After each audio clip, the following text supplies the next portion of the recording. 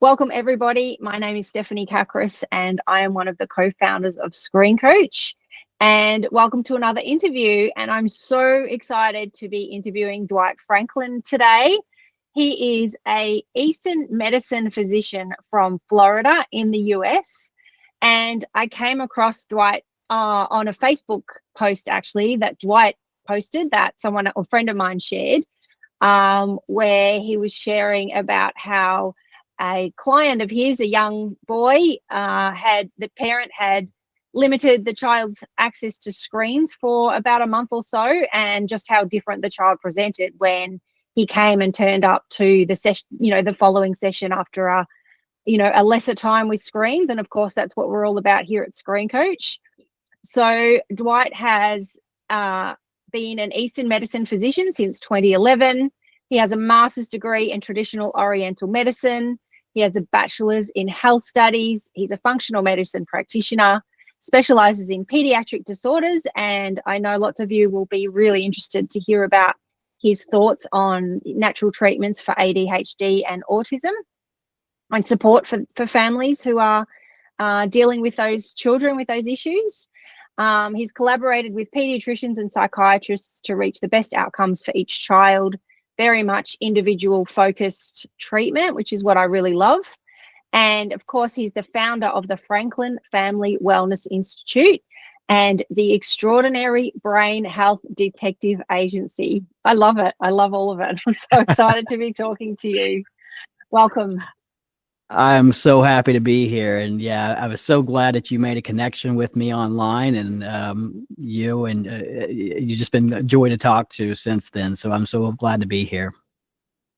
So I would love for you to just briefly share about your own struggles with anxiety and mental health, I guess, as a child. And, I have a strong belief that our trials and tribulations, I believe personally that we come here with a soul's journey, and that our trials and tribulations are often what prompts us to end up doing our life's work that we're meant to be here to do. Yeah. And whilst it breaks my heart to see children suffering, I can also, when I'm seeing a child suffer, I can see that higher picture of, okay, so where's that drive going to come from out of this, to then be able to help others with what they've learned or what they know, etc. So, yeah, I'd love you to just talk about that. Sure.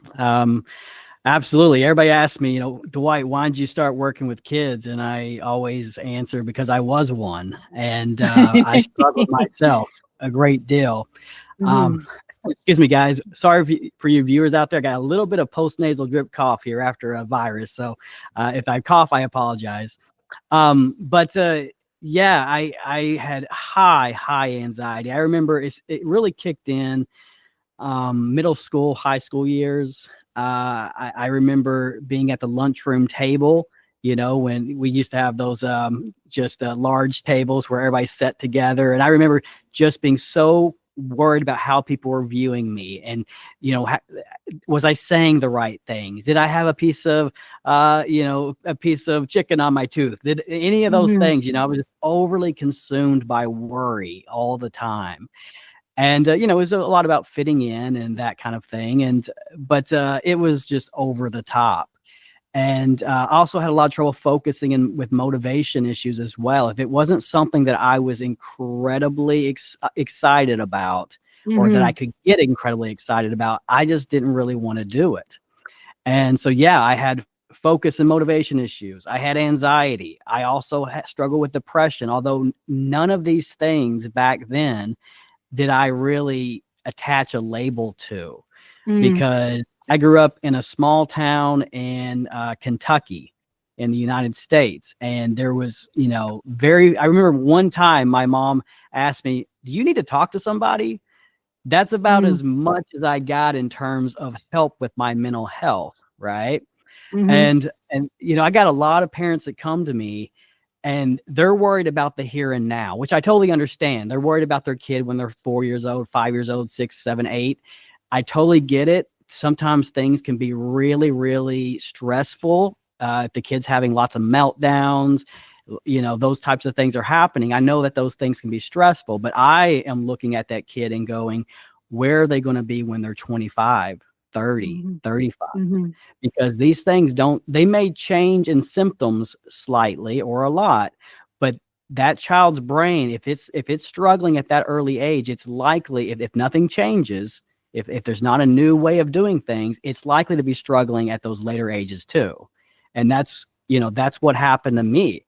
And I'm an open book, guys. So I share, my life, and I'm happy to do so because I think it might help some people. At the age of probably 19 or so, somebody introduced me to alcohol, and all of that anxiety went away like that. I could be funny. I could talk to people. All of it was gone. I was, believe it or not, I was excited about things, but I wasn't one of those drinkers that drank every day or anything like that. It was more of a weekend thing so that I could socialize.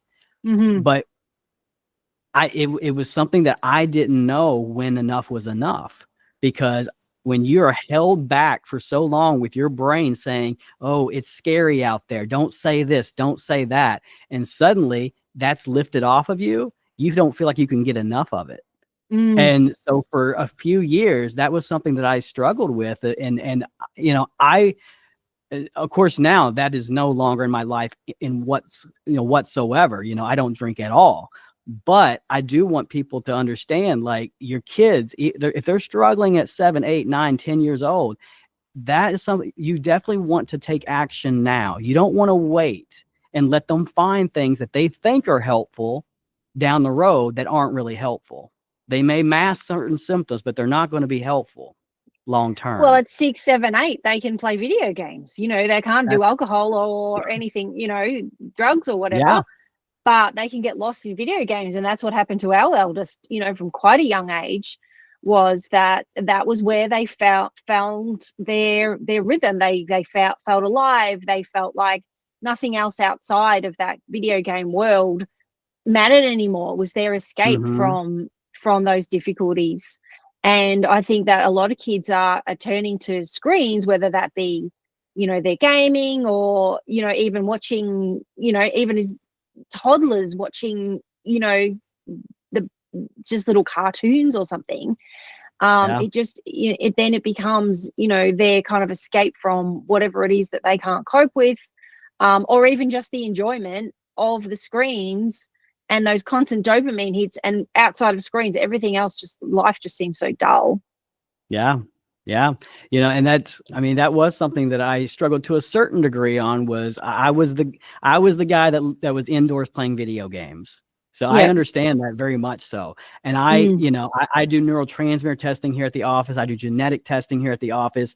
I know where that comes from, where I was more addicted to those things than my peers.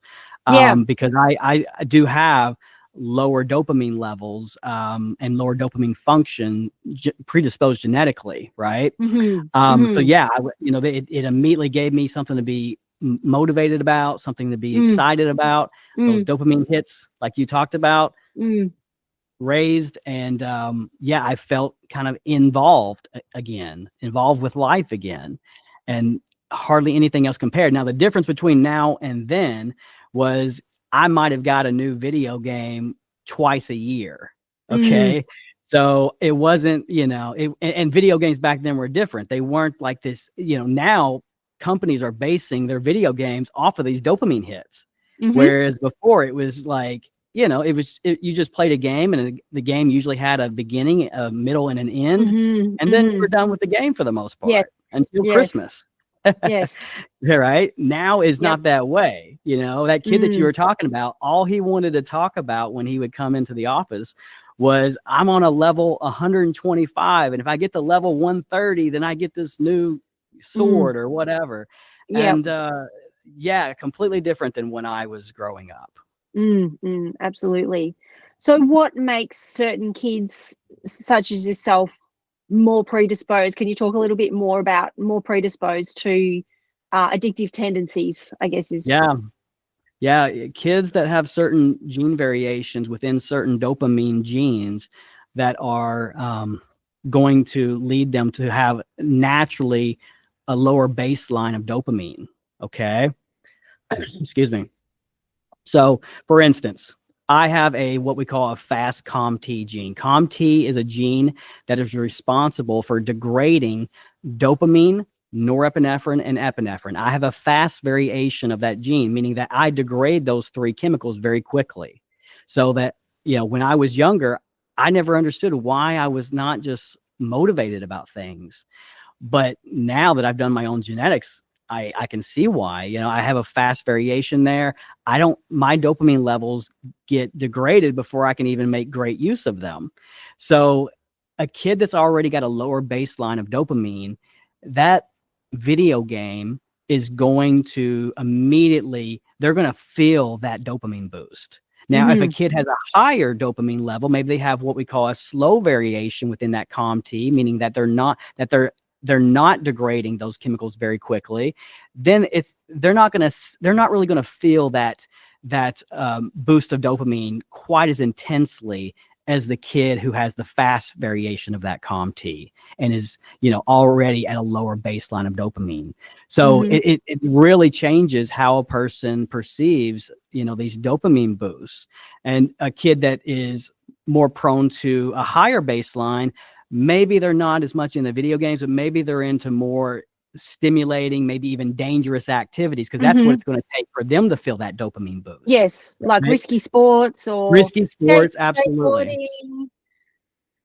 Yeah. So and there's nothing wrong with being outdoors and being active, but they may be taking some big chances at times and making mom crazy a bit. But, and as a culture, we're frowned upon if our kids get hurt, doing physical activities, and we're very much, cushioning our kids and very aware of all the risks and dangers of the kids, even when they're younger, climbing up too high, get down from there, you might fall and all this stuff. And anyway, it's a different topic maybe, but I know from my limited research into the child development is that the young child needs to push those boundaries of risk so that they know when they're older how far they can go and where to stop.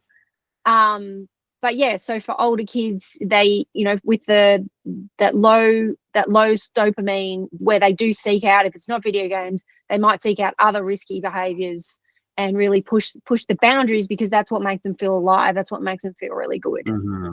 Yeah. And is that sort of the clinical definition of ADHD diagnosis? Yeah, I mean, ADHD is not, and I'm not a medical doctor. I'm an Eastern medicine physician, but ADHD is not a problem with focusing. It's a problem with focusing on what you're not really interested in. So if what you're doing is not boosting that dopamine level to a degree that you feel it, then you're probably not going to be overly enthused about doing those certain activities. Now, I always say that, these kids' brains have been calibrated to these screens, and that completely corrupts everything that we're talking about here, because when your brain is calibrated to that screen, very few things are going to match what that screen, is giving you in terms of stimulation. Being able to, I've watched kids, I treat kids all day long, and I've seen them, on YouTube when maybe their parents are talking to me and the kid has a screen in front of them. They're changing YouTube video after YouTube video every 5 seconds, because they want to constantly be in that dopamine feeling, right? So they can't even just watch one video. It's one video to the next, to the next, to the next, to the next. If that video slows down for a second, they're on to the next. And that's not how your brain was meant to be, right? So what you guys do is fantastic, because it puts limits on these things. And the kid needs to get back into the world, and the kid needs to, be more interactive with their family and their peers, and not have a screen in between everybody and everything. But I even notice it myself. I find it very difficult to read anymore. I can listen to audiobooks while I'm multitasking. one of my favorite sports in the world is a sport that we play here in Australia called cricket, which the US equivalent would be baseball, where there's a lot of downtime in the game. And I find it very difficult to just sit and watch hours of it without messaging my friends on my phone or checking my Facebook or folding the washing or doing something else at the same time. And I have to really, really like discipline myself, you know, if I want to just try and relax and focus and put my phone away, but it's, you know, it's difficult. And I read this book called Stolen Focus by Johann Hari, and it's absolutely brilliant, where it talks about how in this modern, busy, high-tech world where our brains are just always switched on, we have lost the ability to really focus. And also something that he didn't speak about specifically, but that I know quite a bit about, because I've taught meditation, I've done quite a lot of meditation studies myself, is the different brainwaves activity that we're in at any given time. And so the active brainwave is the beta waves, and then the slower brainwave is the alpha, and then it goes down to the theta. And we're supposed to, during any normal given day, we're supposed to kind of move from the beta to the alpha wave. And the alpha wave is kind of a more relaxed state where you're more creative, ideas come to you, and your body, your physiology is more relaxed as well. And the beta state is when you're switched on and you can really focus, and that's when you're doing something intently. And what I observe is that most of us are spending the majority of our days in the beta wave state. And so because we don't have that downtime, our nervous system is always hyped up as well. Then we find it difficult to sleep. And we've got this massive epidemic, even in adults, let alone our poor kids, who just don't get any downtime because they're completely like stimulated with all the screens all the time, and the dopamine hits, and even just that alone causes anxiety. Yeah, absolutely. I mean, if you own a business like I do and like you do, people have access to you, even if you don't really want them to. They have access to you all night long, because all you got to do is check. You get that like sensation to check your email. Yeah. And now you just let yourself in on that you've got like 2 or 3 things to do. And yeah, you would like to say, oh, I'll get to them tomorrow. But sometimes that's hard, you know. It is. And you know that tomorrow's already full. So. And you know tomorrow's already full. So you're like, okay, I got to do this now or I'm not going to be able to do it. So yeah, we're all guilty of that. It's even employees, because they've still got their work email on their phone, and you know, they're being piled with a lot of work, and they're expected to, you know, a lot of employees are expected to respond to emails after hours. So it's not just business owners. Yeah. Although, yeah, so it is difficult. So getting back to our kids, so and those who are more prone to being really attached to screens and perhaps have a low dopamine genetic, you know, predisposition to that. How do you, what advice do you have for parents about, you know, how do you treat these kids, and how did you help yourself? Yeah. So, I mean, there's a lot we can say about that. Number one, you gotta stop just dumping dopamine on things that aren't helpful. And once again, screens are like probably the biggest culprit in that, right? Yes. Because if that keeps happening, it's very, very hard to keep. It's like, you know, trying to fill up a bucket that keeps getting dumped out like all the time. So yes, there are a lot of things we can do to help, but that's number one, because we don't want to get rid of our dopamine that can be used for more concentrating tasks like homework or spending time with our family or outdoor activity, whatever it may be. There's a lot we can do both with food and with supplementation. So we know the recipe for dopamine. We know the recipe for all these neurotransmitters. We know what amino acids, what vitamins, what minerals make up these neurotransmitters. And so if we know, either through diagnostic work with symptomology, or if you do like I do, where you do a lot of neurotransmitter testing, you know what's low, what's high, and what's right there in the nice middle. And if you need to boost some of these neurotransmitters, in this case dopamine, we know what to do. Maybe we add in something called L-tyrosine. Maybe we add in muciniporinus, that is a natural form of L-dopa that becomes dopamine. So we know the recipe. We know how to increase that dopamine level. We can add in B6 and B12, and those are all going to have a positive effect on dopamine levels. So that's what we can do supplement-wise. And there's a lot of herbals as well that can do something very similar.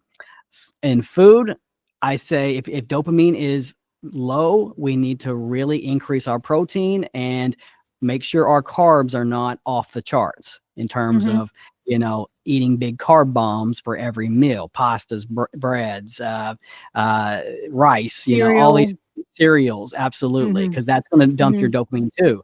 Carbs help serotonin get into the brain. It actually helps L-tryptophan get into the brain, and L-tryptophan becomes serotonin.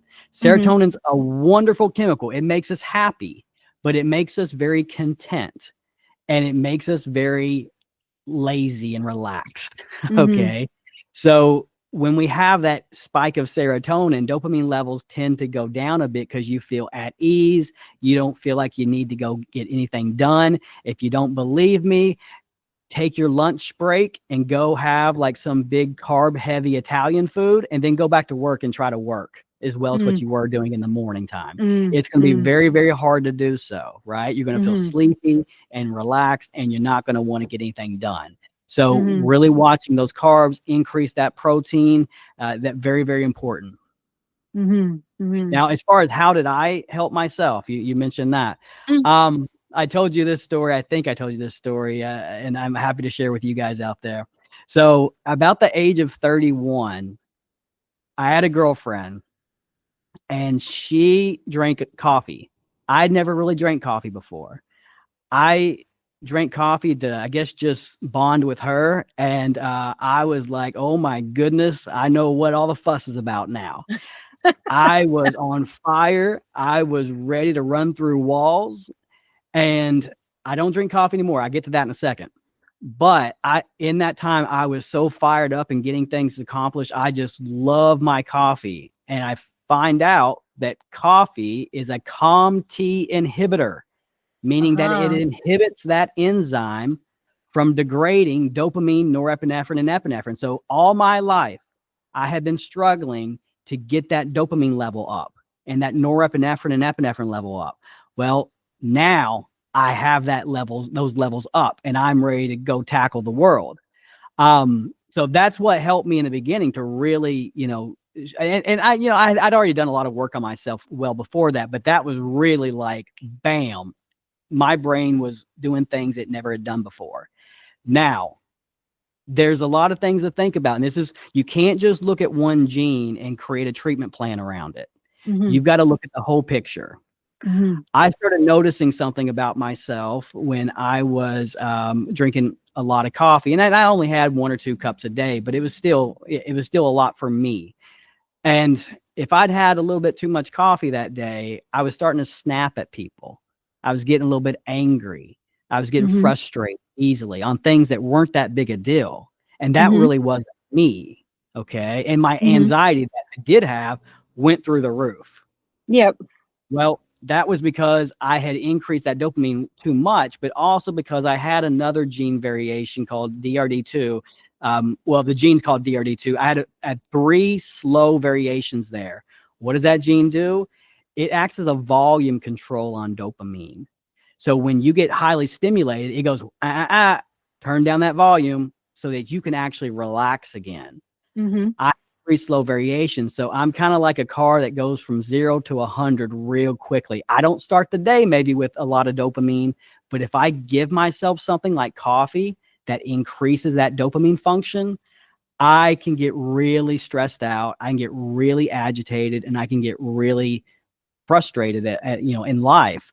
So what does that mean for me, and what does that mean for kids? Well, if I was a kid and my parents would have taken me to the doctor maybe to get help for low focus, maybe that doctor would have given me a stimulant, and that stimulant would have been, my parents probably would have said, oh my goodness, this is amazing. He's more focused and motivated than ever. But about 2-3 months in, maybe they started seeing that agitation, that frustration come out, And they're like, we would like to keep doing this, but we can't because it's creating new symptoms, or what you guys out there would call side effects. So what do? In my case, I know I need a little bit of a stimulating substance, but I've got to be very, very cautious with how much I do, because I've got these two competing genes that kind of are doing two different things. And that is what my sweet spot is. So that's what I do with the kiddos now, is I look at their genes, I look at their gene variations, and I look at what story those genes are telling me. Mm-hmm. And that allows me to help them in a very point specific manner so that we get the success without any of the side effects. Okay. Yeah. Hope that makes sense to you guys out there. It does, because I'm actually in an ADHD group that someone suggested that I join, because we're having some really great results with parents telling us their children has ADHD, and using ScreenCoach to minimize this screen time, and also to reward them for doing all the other things that they need to do, including physical exercise, which is another thing that is so critical for the health of any human, but especially children, that we're not doing because we're sitting in front of a screen.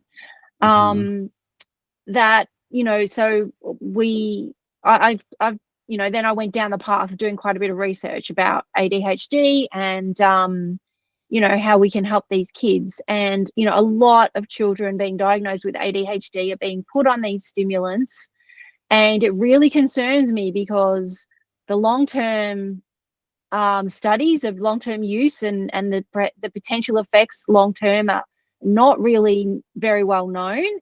And I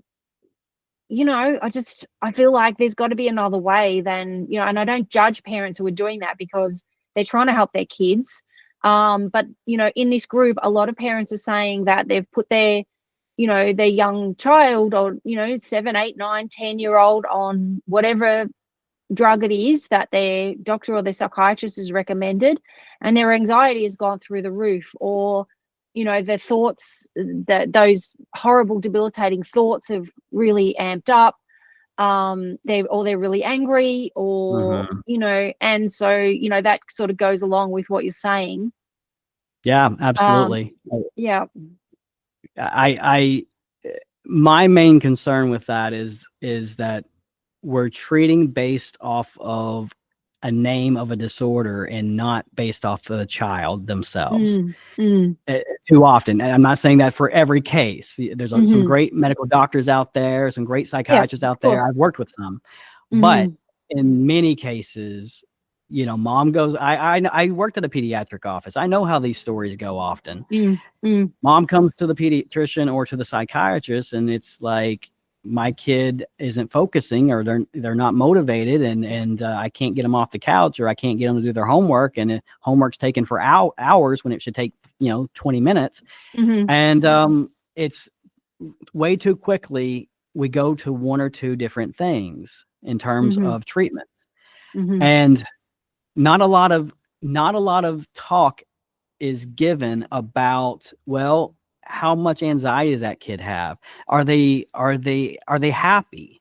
Are they, what's some other symptoms that are going on with this child? Because you said it absolutely, where there's no medication that can make you focus only on your math homework. It's going to make you focus on whatever you're focusing on. So God forbid that kid's focusing on some dark thoughts, right?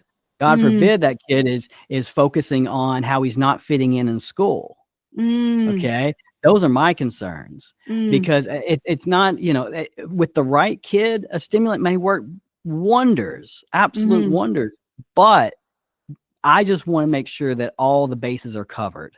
And, that's what I try to do. It's what a lot of my colleagues that I think do things in a really great way try to do, is just make sure we know that child as a human being and not as a diagnosis. Yeah, and not as a one-size-fits-all approach. Exactly. So, I also believe, do you know Dr. DeMartini? I do not. Okay. So one of Peter's and my favorite human behavior specialists is Dr. John D. Martini, and he was kind enough to interview us on a channel. And something that he's very, very big on, and he's always talked about, is that we are most motivated when we are doing things which match our highest values or what we most love to do.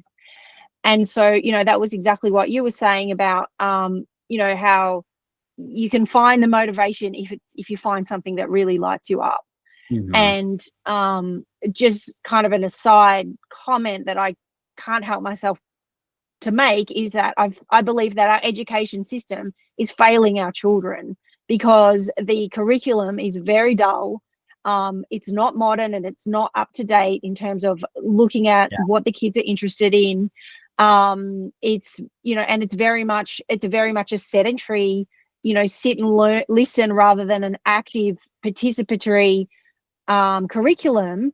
And, I was actually the president of our local school council for a little while, and I was involved in a school, a whole school, every 5 years they do like a whole school sort of survey of, how everything's looking and see what they can change and fix and add. And I remember interviewing these little 6-year-olds and said, what do you most love about school? And they're like, PE, art.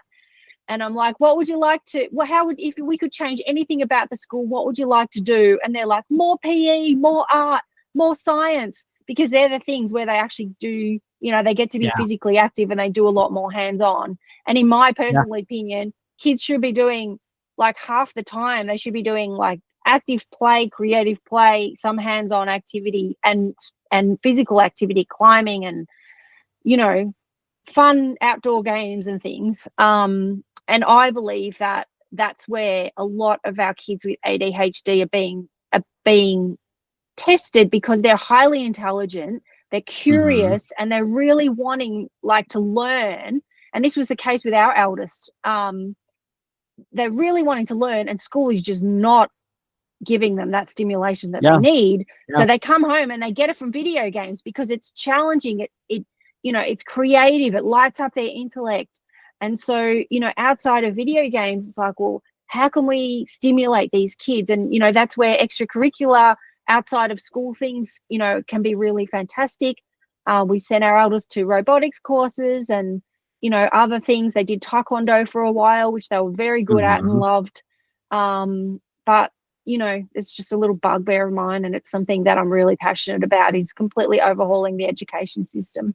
And now our youngest daughter, who's just about to go into year 11, which is like the final 2 years of our high school, and she's going to an alternative school, and she's doing a complete art immersion course because she's brilliant at art and graphic design and 3D animation and things like that. And so she's basically going to do a 2-year, it's almost like a school-based apprenticeship in art and graphic design. And I feel like we should be allowing our kids to specialize a lot earlier.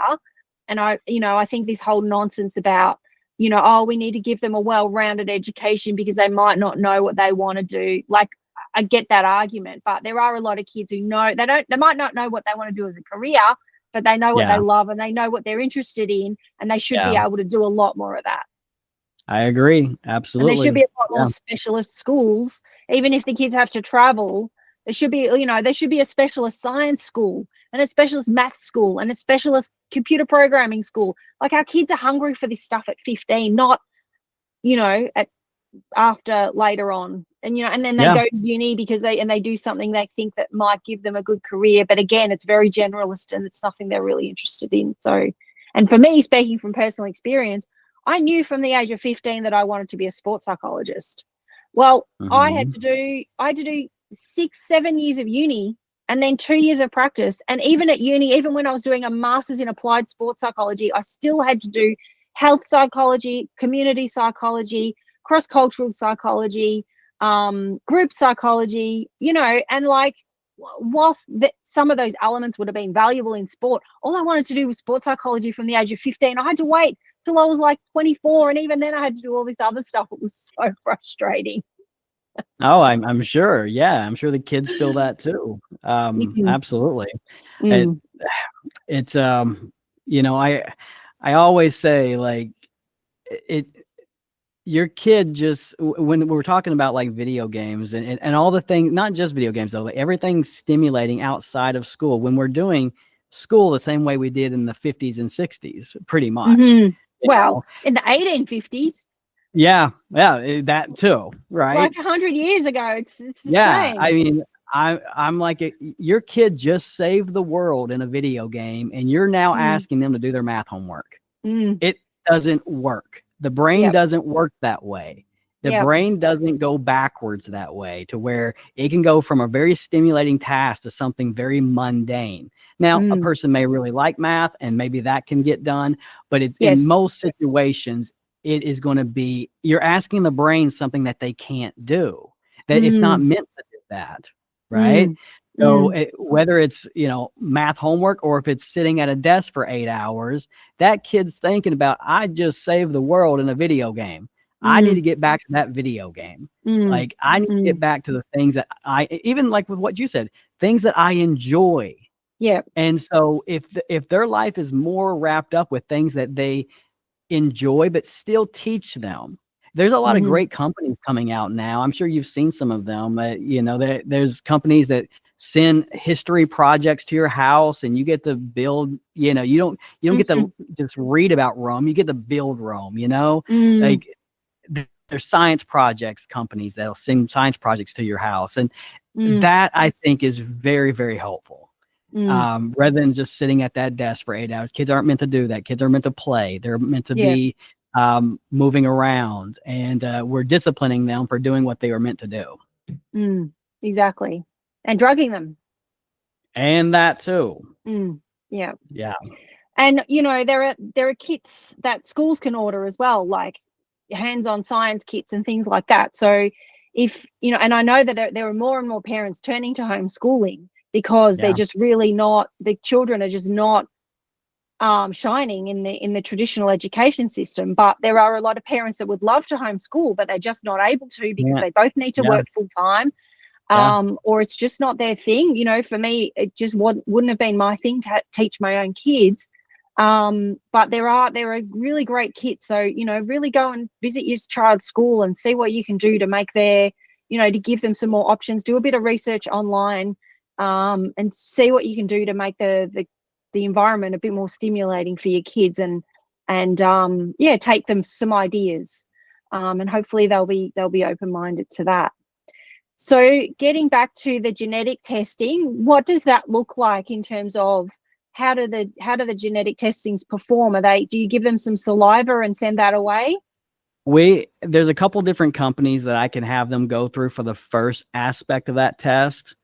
And then once they get their raw DNA data file from whatever company they choose, then I have a second company that I use, that I upload their DNA data into this system, and it spits out within 10 minutes 130 pages of great information on brain health, cardiovascular health, detoxification, immune system health, everything. And so it's such a beautiful thing, because once again, yes, I want to make sure that kid gets better in the here and now, but this is, because we're talking genetics, this is something that child is going to grow up into a teenager, who's going to grow up into an adult, can use for their life.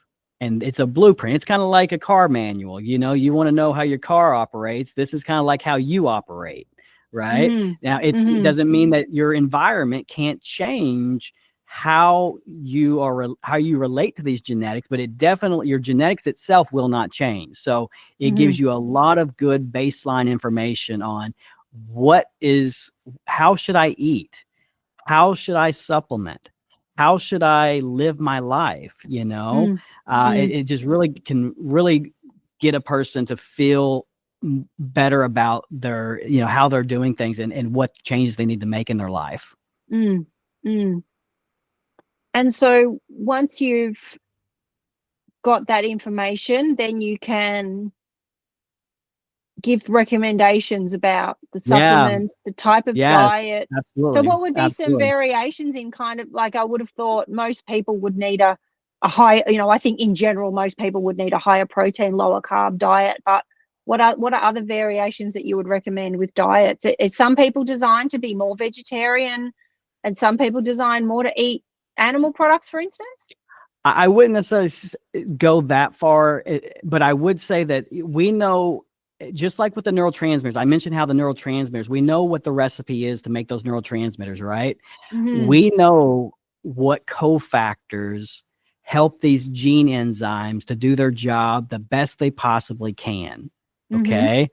So with that said, if I find out that a person has what we talked about earlier, a slow COMT, meaning that they don't break their dopamine, norepinephrine, and epinephrine down very well, that cofactor to that gene is magnesium.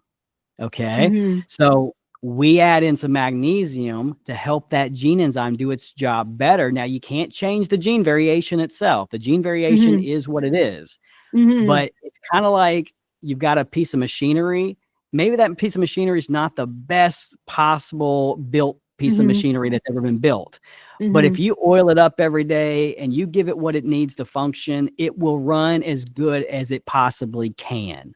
Okay. Mm-hmm. Same thing on the flip side. You may have the best piece of machinery ever, but if you don't take care of it, it's not going to function well. Right. Mm-hmm. So we know with any of these genes, we know what cofactors are needed to help these gene enzymes and these gene receptors do their job the best they possibly can. So you can absolutely create supplements, a supplement regimen based off of that. You can absolutely create a food plan based off of that, as long as the symptoms go along with what the genetics are saying. Okay, because once again, we know that we have predispositions to things, but if we're living our life maybe in a different way, then we can maybe offset some of these problems that these predisposed genetics may be causing us. You know, if you're eating right, if you're taking good care of yourself, you're exercising, then maybe you don't have those symptoms because you're taking such good care of yourself. But if you do have symptoms that match up to those baseline genetic profiles, then yes, we know exactly what we need to do in a lot of cases to make that better for that person. So what type of magnesium do you recommend? Well, it can be different in many cases, but magnesium chloride I have found to be the best across the board. A lot of people are using magnesium glycinate, and that works great in a lot of cases. However, there's some studies that show that glycine increases glutamate activity or increases glutamate reception in the brain, and glutamates are very excitatory. So I work very, very closely with my families, and I have seen these things happen in real time. So I was giving magnesium glycinate just like everybody else out there, and I was getting these reports back. Dwight, I don't know what's going on with him. He's more anxious than ever. Right, like coffee and almost. I'm like, yeah, what is going on here? Because magnesium should be very calming to this child. Do some research. There's some research out there saying that glycine increases glutamate reception in the brain. So it's not the magnesium's fault, it's the glycine's fault in these cases. So yeah, so if you were taking that before you went to bed, that might not necessarily help sleep. It may not be. Now, some people do really well with glycine though. So what I always say is, you mentioned my, I have an online group. It's the Extraordinary Brain Health Detective Agency. I call it that, not because it's just a cute name, although I think it is kind of cute, but I call it that. I call it that because I always tell my patients, I'm not your doctor, I'm your detective. And I wanted to teach you how to be a detective. So if you try magnesium glycinate and you feel not quite right, you feel a little bit more anxious than normal, well, know let's understand why, right? Let's understand why. Let's know the research and understand why these things are happening. So for across the board, I have found magnesium chloride to be a better fit to avoid those concerns. And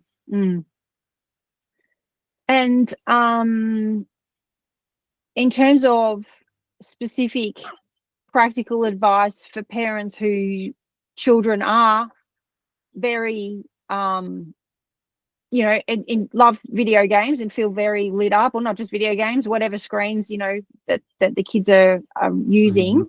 And, you know, they are really struggling to focus at school and to do their homework, and it's just a constant battle. What advice would you give those parents? Well, start with the baseline things, you know, once again, work on that screen time. And you guys have a great app service. I mean, because these things aren't going away. We all know that, right? Yeah. We're not going to be just throwing our computers in the trash anytime soon, right?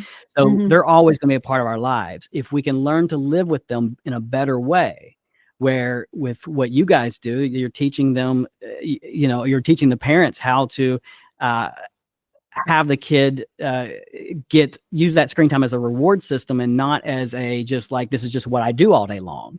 And then they're going to be helpful around the house. They're going to get outside and play with their friends. There's a lot more that they're going to be involved in than just that screen. So I think that's beautiful. You know, some of my parents, this goes back to the individualized approach that I talk about. Some of my parents find that they can't do too much screen time at all with their kids. Others, they can, you know, they can do a reasonable amount and feel like everything's, you know, still okay. So you guys out there at home, if you're a parent, you're going to have to kind of, you know, be that brain health detective and find out when your kid is struggling, when they're not, and what amount of screen time is going to be best suited for them.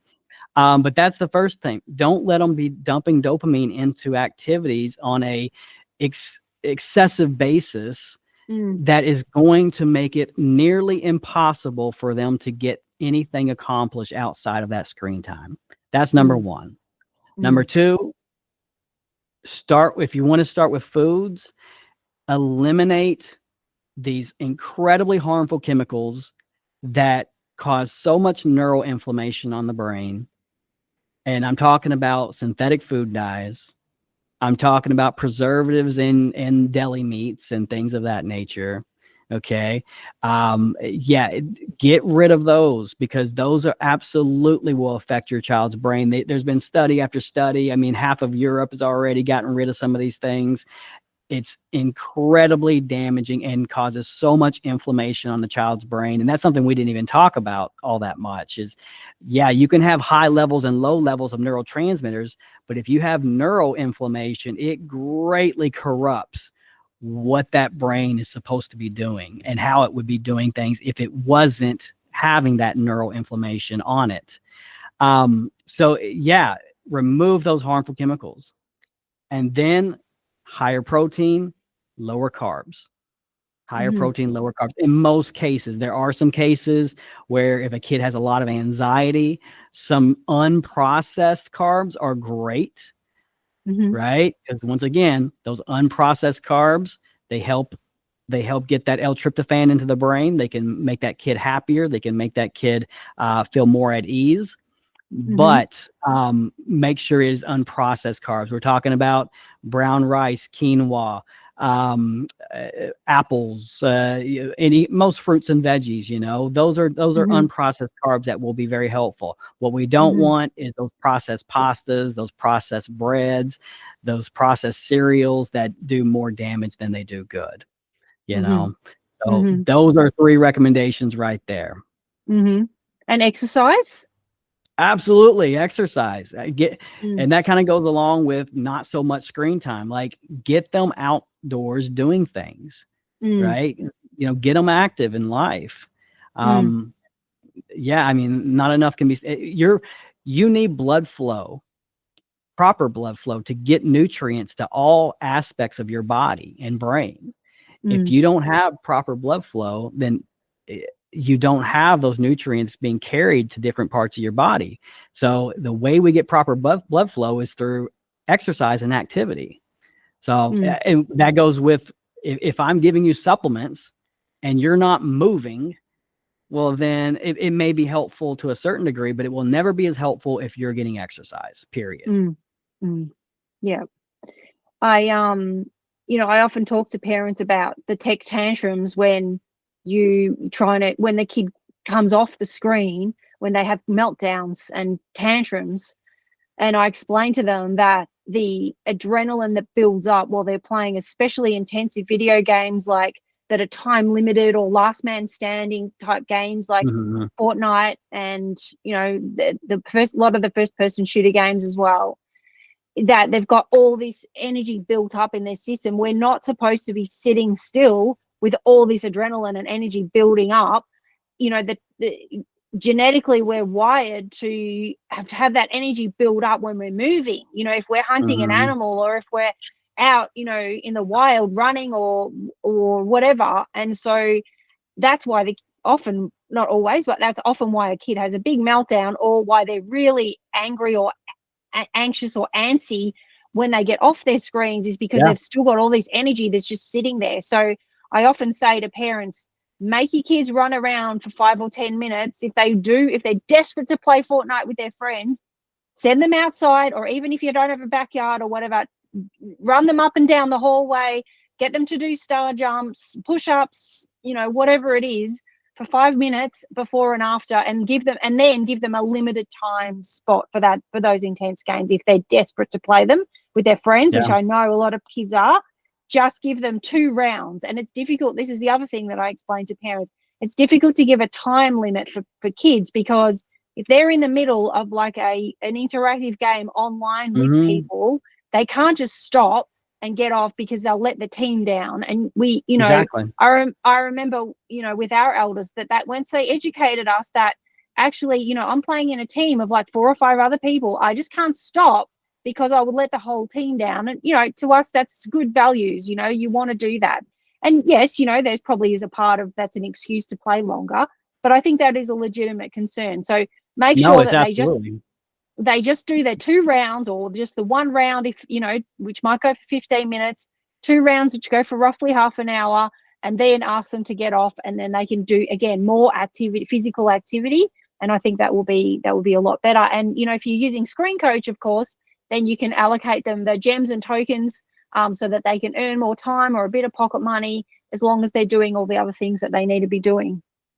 Yeah, you're exactly on point. Whenever a kid is at that screen, dopamine levels rise. And dopamine is great for focus and motivation, guys, but you can have too much or too little of any of these neurotransmitters. Doesn't make any of them good or bad. It's just you can have too much or too little. Too much dopamine, too much norepinephrine, too much epinephrine makes you agitated and stressed out, just like me with the coffee, okay? Makes you agitated and stressed out. So when mom's like, time for dinner, that kid turns around and goes, well, actually, what usually happens is the kid doesn't say anything for the first 2 or 3 rounds of mom saying time for dinner, because more than likely, he doesn't even really hear you. He may hear something in the background, but he or she, but they don't really hear you, because they're so focused. That dopamine is like up to here. They are focused. They are in it. They've got their blinders on. Finally, you scream at the kid, and I understand you're agitated because they're not answering you. You scream at the kid, time for dinner, and they turn around, and what do they say? What? 1 more minute. Or that too, but usually it's the first thing. It's what? Yes. Right? Yes. You just broke them out of like a completely concentrated task.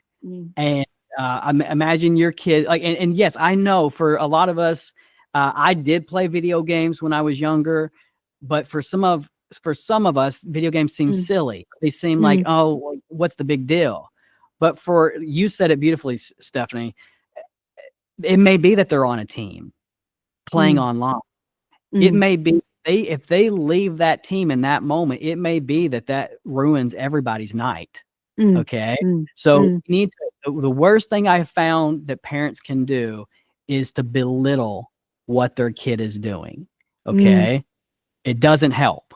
It just makes them more dug in, just like it would make you more dug in. You can understand if you were doing something that you felt like it's something you needed to get done, and then, your kids came in the room and said, stop doing what you're doing, it would probably aggravate you. Right. So same thing here. What Stephanie is doing with this ScreenCoach is like a beautiful way to set boundaries on these things.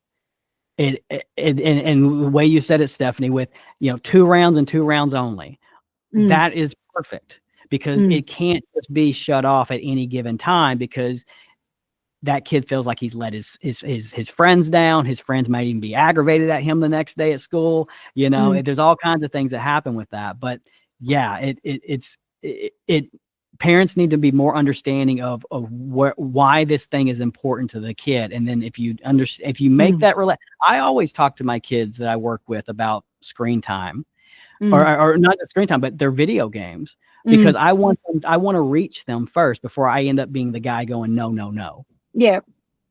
Right. Yeah. And I always say to parents as well, sit down with your child for some period of time, doesn't have to be a long period of time, and ask them to show you what it is that they're doing and get them to explain why they love it so much, and so that you can really understand. And it is such a powerful way to build that rapport and for the kid to think that you care about what's important to them.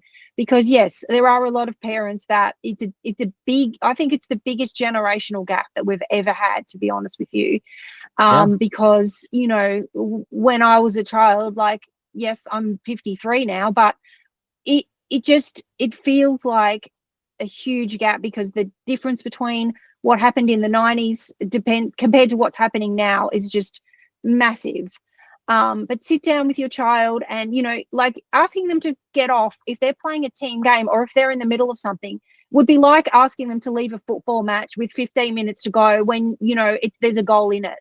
You're not just going to like grab your child off the field and say, radio, time's up, we're going now. You know, you would, everyone would just be like, what the hell are you doing? Like, you just wouldn't even dream of that. So to think about it like that, to enjoy, like, get your child to share with you what it is that they're doing and why they love it so much. And then, you know, and also if you're introducing ScreenCoach to your children for the first time, we also encourage you to set limits and boundaries that are not dissimilar, just a little bit less than perhaps what your child is already doing now, so that you can ease them into the new routine, and then slowly wind it back. However, if your child is playing video games late into the night, one of the things that's really critical for the child to be able to needs at least an hour to wind down before bed with no screens, so that they can sleep and that they have a reasonable quality of sleep. Because I believe that a huge component of the mental health epidemic that we're seeing and the lack of focus is actually lack of quality sleep time. Yes, nutrition and all the other things definitely are in play, but you can, with ScreenCoach, you can shut the screen off at 8 o'clock or whatever time, an hour before your child's bedtime, so that all that their apps are blocked and they cannot play. And so that it takes that onus off you nagging the child, you know, needing to get angry with them, needing to lock the devices up. You know, I know that we hear about some parents that have to sleep with the controllers under their mattress because it's the only way that they can stop the kids from getting them. You don't need to do any of that with ScreenCoach. You can just set it to 8 o'clock. The child knows, and once it's in the routine and you can stick to it, the child will become more comfortable. And in actual fact, in our market research, we actually interviewed some young people who love their video games, and they confided in us that once we build a bit of rapport with them, that they actually hate how addicted they are to video games. Even though they hate it when their parents try and put boundaries, they secretly are really grateful and they wish that there would be more, but they hate the conflict that it creates. So with ScreenCoach, it helps them to have those healthy boundaries without the parent needing to be the bad guy all the time. That's great. Yeah. And you know, I see that with my kids that I work with as well. Once they feel like their brain is relaxed again and it can focus normally, and then they're like, oh, well, that really was causing a problem. But you don't know what feeling good feels like until you finally feel good. And that's where they're at. When they're constantly stimulated, they feel like they need that constant stimulation. But if they can get breaks, if their parents can use things like ScreenCoach, it can help to break that addiction gradually. And then that kid is going to feel so much better. And there's not just feel better, but they're going to be doing probably better in school. They're going to be doing better in other, you know, that kid that we spoke of in the very beginning that I put that Facebook post out about. He had loved soccer. And then because of too much screen time, he had lost all interest in soccer. And now he's back doing soccer again. And he's excited about what he's been doing with soccer. You know, those are things that are going to help make that transition so much easier and better when they're getting all that good feelings about what they're doing in life back again.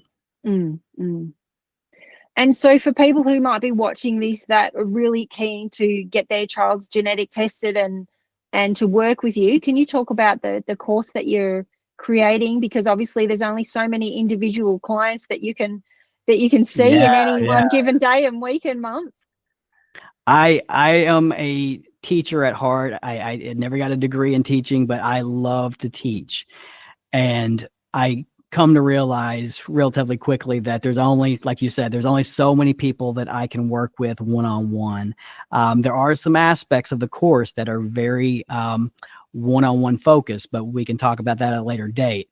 But I want to educate. I want to educate these parents on how their kid operates, what makes them tick, how to read these lab tests, how to read these genetic tests. What does it mean when your kid has high dopamine? What does it mean when your kid has low GABA, which helps you to relax? And what does all these things mean? And what do we do about it? That's why I developed the Extraordinary Brain Health Detective Agency, so that I could help parents become those brain health detectives and, really get a better understanding of their child, because it's a problematic world. Not only is it just because I'm only one person and I can't treat everybody, it's also because this is a very problematic world, and I can't be, even if we worked one-on-one together, I can't be with you and your family every single step of the way. And I have found that there's so many, like, if we're talking about video games, hurdles that, people have to like deal with in their daily life that can really make or break their ability to help that kid. And so we get into people always tell me, don't get into the weeds. I get into the weeds with this stuff because I have found that that's where the success lies, is really understanding these things in a great way. And so that's what we do. How do they work with me? Well, they can go to my website at myffwi.com and give me a call. We'll talk about it, or give me an email. My email's there as well. So I'd be happy to talk with you, be happy to, hear you out, hear what's going on with your family, and see if we can't be a good fit to work together. And so do you work remotely as well with people? I do. Yeah. There's some logistics in that. In the state of Florida, I can really be hands-on with people and work one-on-one. Outside the state of Florida, it's a little bit different how we could work together, but there are ways of coaching, not necessarily treating, but me helping you in a coaching manner. Yes. So with the Extraordinary Brain Health Detective Agency, where can people find that? Yeah, just give me a call and I can get you to the I can give you more information about it so that you can decide if that's the best fit for you or not. But yeah, we really want to just help families to educate themselves on ADHD. So do you have the course already done? Is the course already finished? Done.